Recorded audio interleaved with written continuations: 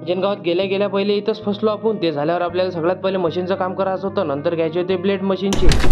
चा विषय असा झाला मित्रांनो, आपल्याला पहिले मशीनले ब्लेड आणायचे होते, कारण की खूप दिवस झाले ते मशीनचे ब्लेड बसले होते आणि ग्राइंडर घासू घासू खराब झालते. त्यासाठी आपण पहिले अंजनगावात गेलो. अंजनगावात सगळ्यात जास्त उशीर आम्हाला इथंच झाला शनिवारी. गावातून अंजनगाव यायला फक्त 15 मिनिटं लागतात, पण अंजनगावात जसं पोहोचलो ना तिथं गर्दी होते, कारण की तिथं अर्धा 1 घंटा तुटते. पहिले मशीन टाकून दिली ग्राइंडर आणि सोबतच निघालो आपण पहिले पत्ते आणाले, कारण की मशीनचे पत्ते बसले होते, त्याच्यानं मशीन लवकर कापत नव्हती तूर. त्याच्यानं आपल्याला पत्ते घ्यायचे होते. पहिले पत्ते घेऊन घेतले आणि सोबतच त्याचे नट आणि ब्लेड पण घेऊन घेतलं आणि तसंच घेतलं आणि निघालो डायरेक्ट आपण जिथं मशीन टाकली होती तिथं. गेल्या गेल्या आम्हाला समजलं की याचं बेरिंग आणि गिअरबॉक्स गेला होता. त्याला म्हटलं गिअरबॉक्स आणि बेरिंग टाकून द्या, म्हटलं आम्हाला रिक्स पाहिजेच नाही काही, कारण की आम्हाला म्हटलं मशीनचं काम आहे, जर हातावर लागली ना पुरा हातच चिरून टाकीन. त्यासाठी पहिले बेरिंग टाकून दिलं. सगळ्या गोष्टी झाल्या आणि घरी आलो. घरी आल्याबरोबर आपण जिमला यायचं होतं. आज होता लेग अँड शोल्डरचा सेट. एवढं तुम्ही हप्ताभर वर्कआउट करताना त्याच्यातले फक्त महत्त्वाचे 2 सेट असतात, लेग अँड शोल्डर. यानंच तुमचा गोळा वाढते आणि 100 मीटरची पायाची ताकद वाढते. मरून घरी आलो, तसंच वेल्डिंगच्या दुकानात गेलो. दादा म्हणे मला वापरून पाहू दे म्हणे. मी म्हटलं तूच सेट कर आणि वापरून पाय. जर तुम्हाला हा व्हिडिओ आवडला असेल तर फॉलो करून घ्या लवकर.